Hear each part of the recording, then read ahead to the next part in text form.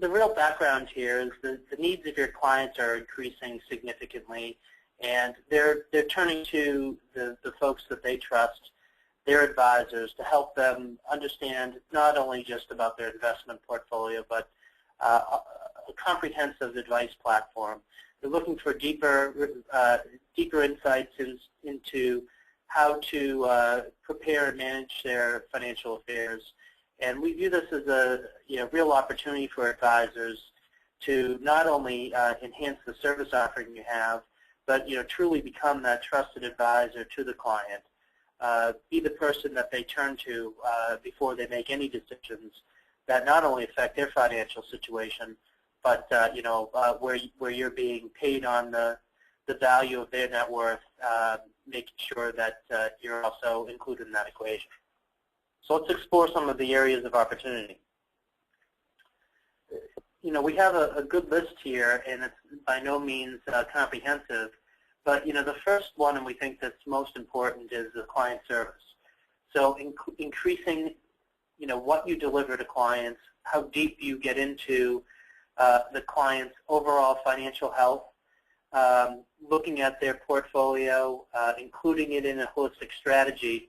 We view that as a significant enhancement to the service levels provided to clients. On a routine basis, being the watchdog for the client, implementing an alert mechanism for them to help them know when things are risk management to their account. So not only with respect to what might be happening with the assets that you're managing, but also if there are any potential issues or you see major deviations or changes in a client's profile. It will help you to be more effective in being their advisor and certainly enable you to deliver better advice to the client.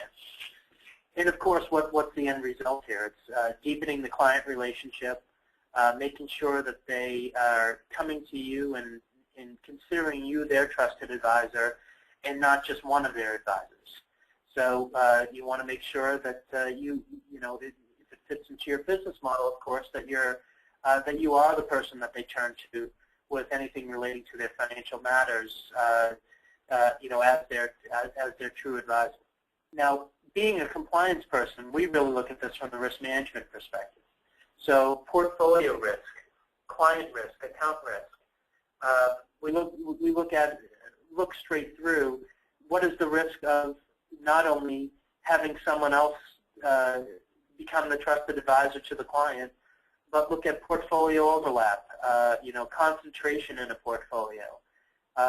Is the portfolio constructed properly or optimized? And do they have silos of investments that are being mismanaged, either due to poor options or just being left alone and abandoned?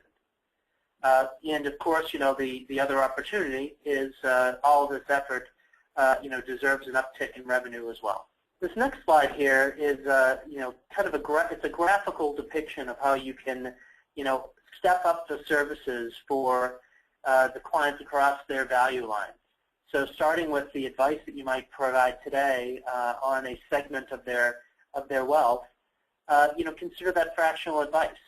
You're giving them the best advice that you know how and have available to you with the information that you have. But as you step up and across the value line, getting access to more data gives you the access to deliver more value.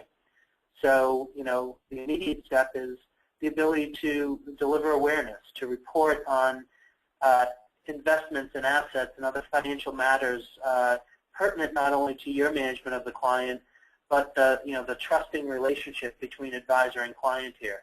So, step one is really just getting that awareness of the overall financial picture. The next step, moving up the level of service and across the value line, is really delivering additional services. So, are you including the client's 401k plan in a comprehensive asset allocation? Is it considered in portfolio construction and buy-sell decisions? Are you looking at it for portfolio overlap, concentration at the security level, concentration at a sector or an asset class level? Those are the values that most advisors have in their toolkit, but you can only deliver on that value if you have the information. And lastly, at the top of the steps here is truly becoming that trusted advisor, as we've mentioned several times here. Having the ability to provide comprehensive risk management to the client account, being able to guide them in matters that are outside of your model portfolio that you might be delivering, helping them to determine how to manage other accounts that may end up rolling out and becoming your direct accounts at some time in the future. Accounts that may be passed along to other generations that you might want to be the trusted advisor to that next generation. So you want to position yourself as that trusted advisor, and the access to that data helps you to deliver all the way across that value line.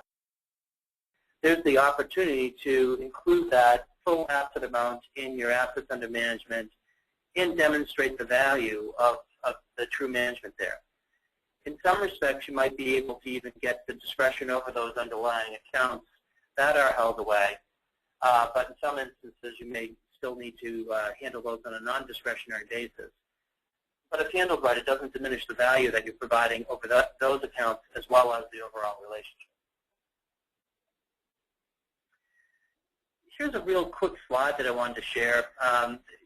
By all accounts, did a survey earlier in the year, and really was asking advisors that participated, how much do they bill when they do bill away and held away accounts?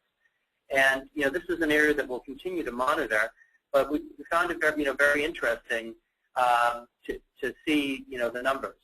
And what the analysis tells us here, of course, is that overwhelmingly, people including it in an overall larger financial plan for which they're receiving compensation likely outside of their asset management calculation. So whether it's an hourly fee or a fixed fee or a retainer that they're getting or receiving for financial planning, or financial planning being a component that's already embedded or included in asset management, that still continues to be the vast majority of advisors that are handling it in that manner. And that just goes to show that there's a continued opportunity out here to continue to enhance your relationships with the client and transform how you're looking at their accounts and how you're looking at risk management and how you're handling their portfolio management, the opportunities for portfolio management there.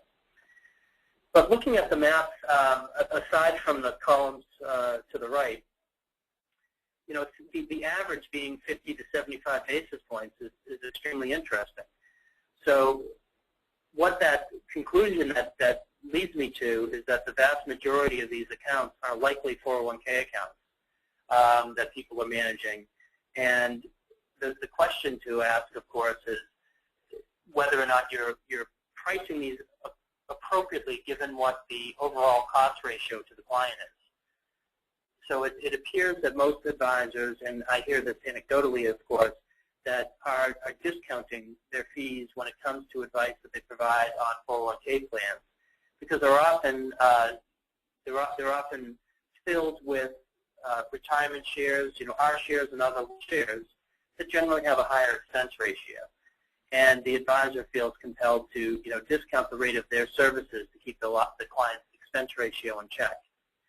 Now, while that's of course admirable, that's something to be taken into consideration and really look at the transparency of the situation. We suggest that advisors do provide full transparency to the client and help them understand the cost structures that are out there.